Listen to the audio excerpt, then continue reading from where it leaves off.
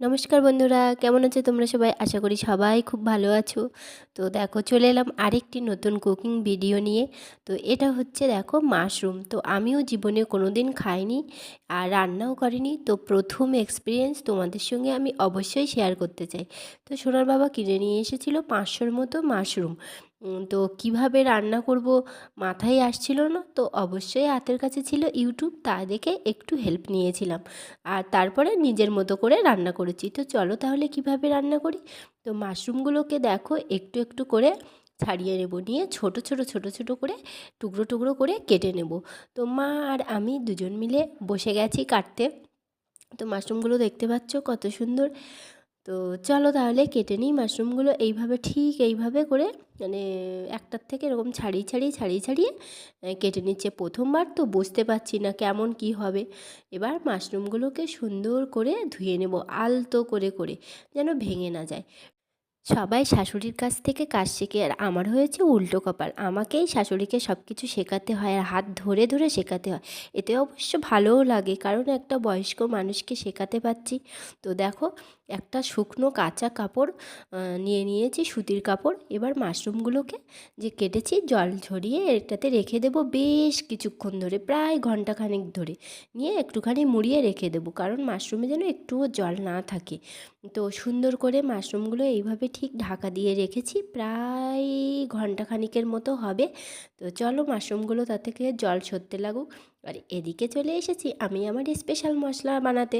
তো দেখো প্রত্যেকবারের মতো নিয়ে নিয়েছি আমার স্পেশাল মশলা, একটু গরম কড়াইয়ে ভেজে নেব। আর নিয়ে নিয়েছি মোটামুটি বড় মিডিয়াম সাইজের 3টে পেঁয়াজ, 10-12টার মতো রসুনের কোয়া, আর আমন্ড আর কাঁচা বাদাম নিয়ে নিয়েছি, পোস্ত আর ওই ভাজা মশলা, অল্প একটু আদা। মানে মাংসের মতো করে রান্না করব তো, আর বাঙালি মানে যেন রসনা তৃপ্তি, আর স্বাদে না হলে তো বাঙালির হয় না। তো চলো মশলাগুলোও কেটে নিয়েছি, আর নিয়ে নিয়েছি ছোট্ট দুটো আলু টুকরো করে কেটে নিয়েছি। আলু ছাড়া তো মাংস ভাবাই যায় না বলো। এদিকে মশলাগুলো আমার কিন্তু সব বাটা হয়ে গেছে। আর এইবারে আমি মাশরুমগুলোকে কাপড় থেকে বের করে নেব, কারণ অনেকক্ষণ হয়েছে, এতক্ষণে জলটা মোটামুটি শুকিয়ে গেছে। তো ফার্স্ট টাইম রান্না করছি যেহেতু, সেহেতু একটু বুকে ভয়ও করছে, কারণ এগুলো কখনো রান্না করিনি তো। তো চলো চলে এসেছি।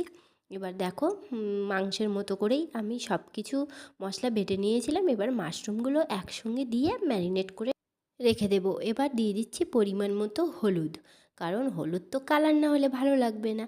পরিমাণ মতো লবণ দিয়ে দেব, তবে লাগলে পরে কিন্তু অ্যাড করব, কারণ এখন একটু কম কম করেই দিচ্ছি। আর দিয়ে দিচ্ছি একটু তেল, সাদা তেলে, আমরা যেহেতু সাদা তেলেই রান্না করি তো সাদা তেল দিয়ে দিচ্ছি। পারলে তোমরা ঘি বা মাখন একটু দিয়ে দিও, তাহলে হয়তো মশলাগুলো মাশরুমের গায়ে ভালো লাগবে, কারণ আমার এটা পরে মনে হয়েছে। দিয়ে দিলাম কাশ্মীরি লঙ্কা, আমার কাছে ছিল না, খুব সামান্য একটু ছিল, তাই দিয়ে দিয়েছি। দিয়ে সুন্দর করে আমি ম্যারিনেট করব। এবার কিছুক্ষণ ঢাকনা দিয়ে রেখে দেবো। তাহলে রান্নাটা শুরু করে দেই। চলো তাহলে কড়াইটা কিন্তু বসিয়ে দিয়েছি, এবার কড়াইটা গরমও হয়ে গেছে। এবার দিয়ে দেব তেল। তো মাকে বসিয়ে দিয়েছি, তো বলতে বলছি বলে মা আর দেখুনি কিছুই বলতে পারছে না। তো যাই হোক তেল দিয়ে দিয়েছে মা। এবার ভালো করে কড়াইটা নেড়ে নেবে, আর আলুটা এবার সুন্দর করে লাল লাল লাল করে ভেজে নেব। প্রত্যেকটা তরকারি প্রায় একই রকমই হয়, তোমরা জানো, সব মশলাপাতি দিয়ে সুন্দর করে যেভাবে করে আমি সেইভাবেই চেষ্টা করছি।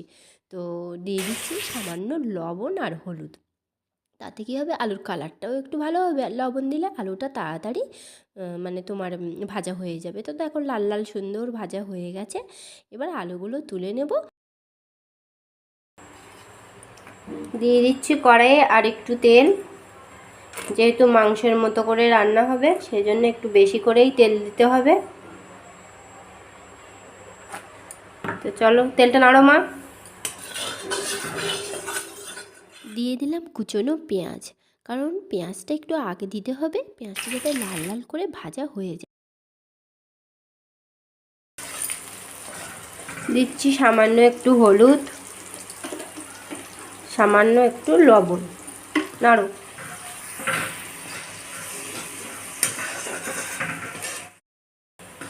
দিচ্ছি সামান্য একটু চিনি।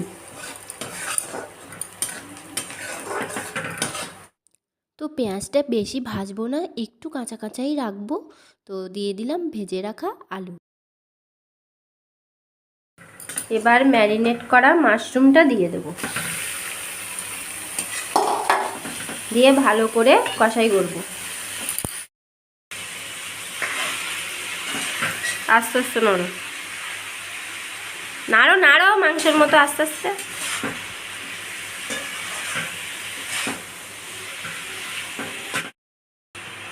নাড়ো নাড়ো, এবার নাড়ো, ওটা থাকুক, নাড়ো।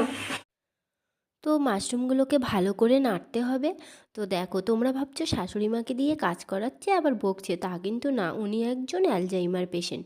তো যাই হোক, দেখো মা ভালোভাবে নাড়তে পারছিল না, তো মায়ের হাত থেকে খুন্তিটা আমি নিয়ে সুন্দর করে নাড়িয়ে নিচ্ছি। তো বন্ধুরা দেখো, আমার অলরেডি তেল ছেড়ে গেছে তরকারিটা থেকে। আর বেশি একটু নাড়বো না, কারণ বেশি নাড়লেই মাশরুমগুলো সব গলে যাবে। এবার সামান্য একটু জল দিয়ে অল্প সিম আছে ঢেকে রেখে দেবো। নাড়ে দাও। আর একটু জল দিয়ে বেশ কিছুক্ষণ সিম আঁচ করে ঢেকে রেখে দেবো, বুঝলে?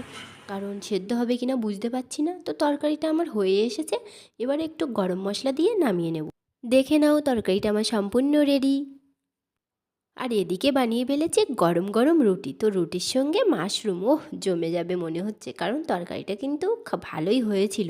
তবে কি ভুল হয়েছিল শুনে নাও আমার কর্তামশাইয়ের কাছ থেকে। তরকারিটা খুব ভালো হয়েছে, কিন্তু প্রথমবার তো মাশরুমটা একটু শক্ত আছে। বানাবেন, রুটি কিংবা লুচি দিয়ে খেতে খুব ভালো লাগবে। ঠিক আছে, আজকের ভিডিওটা এই পর্যন্ত। নেক্সট ব্লগে আবার দেখা হবে। সবাই সুস্থ থাকবেন, ভালো থাকবেন।